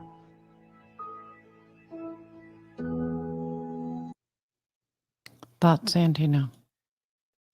Even in the Declaration of Independence, they talked about utilizing a manly firmness to reject basically what the king was presenting at that point in time. And that's something that they've gone after again, is that manly firmness. They've gone after toxic masculinity, but it's the toxic masculinity that's actually the very one of the very things, the key ingredients to make sure that we had our nation. So it's time for us to be comfortable standing up and saying the things that we need to say, and we need to know that we have right on our side. The worst that could happen to us is that Boeing HR comes and gives us a visit because they don't like the things that we have to say. But with that being said, we have to say the things, otherwise we're destined to have them create and give us the narrative. He is spot on. That was an amazing little, I guess, mini speech there. Certainly better than the one Joe gave us earlier. Oh, I know. So we have to be confident, especially when we hear it out in public. And I think that that's one of the keys is when somebody's spouting off their idiocy, we should feel comfortable to counter their idiocy with some facts and some figures and the fact that they've been wrong about absolutely everything, and so that they would be wise if they chose to change their tactic and shut their mouth for a change, so that way the adults can take over and get this mess that they have created fixed, because we desperately need it fixed. So by all means, be comfortable telling the truth, because if we get persecuted for telling the truth, that will only help out the cause even more. So what Jan says? Let's see. Jan says, true. Stop with the gray areas. Tell the truth. 100%. Yeah. Yeah. Aaron says, I would rather die on my feet than live on my knees. Not a Kamala quote. No, that would be the opposite if it was a Kamala quote. Exactly, Jan. I'll get over truth faster than a lie. 100%. 100%. You ready? Yep. I just want to remind you that nothing is permanent in this life. Don't stress yourself too much, because no matter how bad the situation is, it will change. Beneath the pain is a lesson. Beneath the sorrow is hope. Beneath the struggle is courage when it seems all is lost. You find what you really need. Whatever is causing you worry or pain right now won't cause you worry or pain forever. Things change with time and it will pass. Live life the way you want to live it. Because even people who care for you can't be with you every step of the way you must. Be big enough to admit your mistakes, smart enough to learn from them, and strong enough to correct them.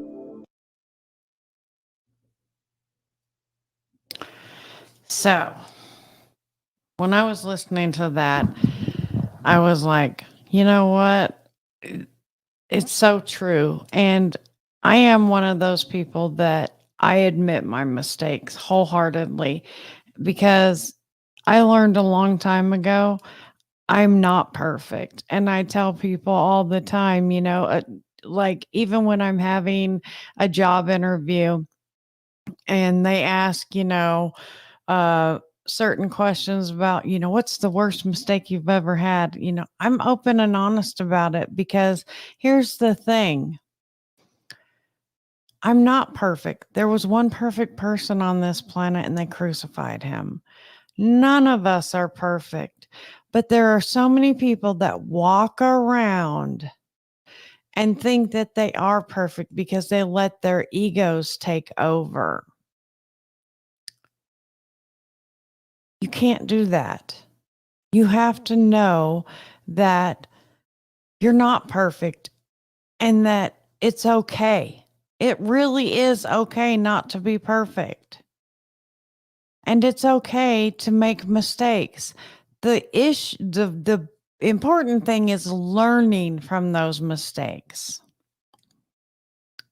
Like Santino should learn that I don't like beards. Interesting.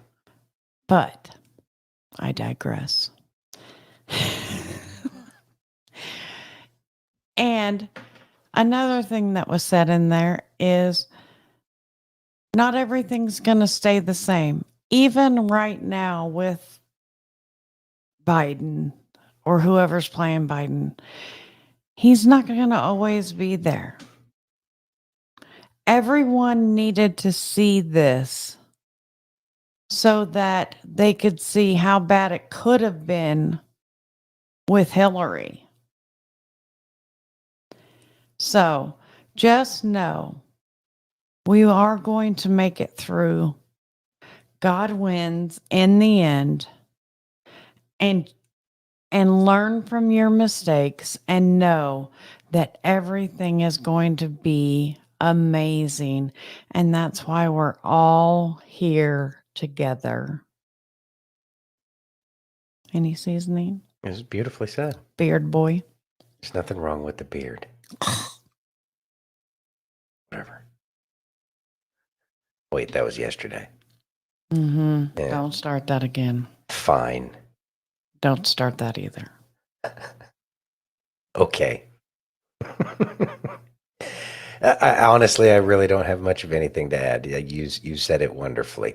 We have to live in the truth, and it'll make it easier for us to tell other people the truth if we feel comfortable about the story that we're telling about ourselves. And I think that helps make sure that we are that authentic version of ourselves. We also need to recognize that, yeah, there was only one perfect person. The rest of us are perfect. We're perfectly ourselves. And so we spend the time trying to make ourselves a more refined version of who we are.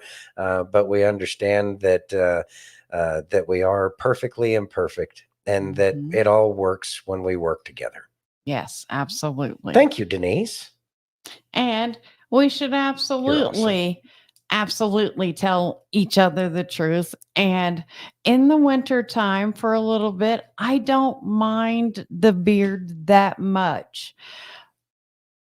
But I married, and let's be honest here, guys, I married a clean-shaven Marine. So yes, You're living in the past. Okay, maybe I am, but I'm not a beard kind of girl. But I still love you. And I love you. Thank you, Denise. You're Glad they got to- amazing. Yeah, you're amazing, Denise. And we thank you. And we thank each and every one of you. Thank you for joining us today. We appreciate each and every one of you on Facebook, YouTube, Twitch, X, Rumble, and Pill.net. And if you haven't already, please take a moment and give us that virtual hug. If you're over on Rumble or YouTube, hit that thumbs up. If you're over on Pill, take that red pill. If you're over on X, smash that heart. And I hope that you guys have an amazing weekend. We're going to miss you. And I really do love Santino, even though he has a crappy beard right now. It's not a crappy beard. Oh, it's a crappy beard. Whatever. Anyways. All right. Thank you all for joining us. Have a great weekend. We love you all. God bless and be safe.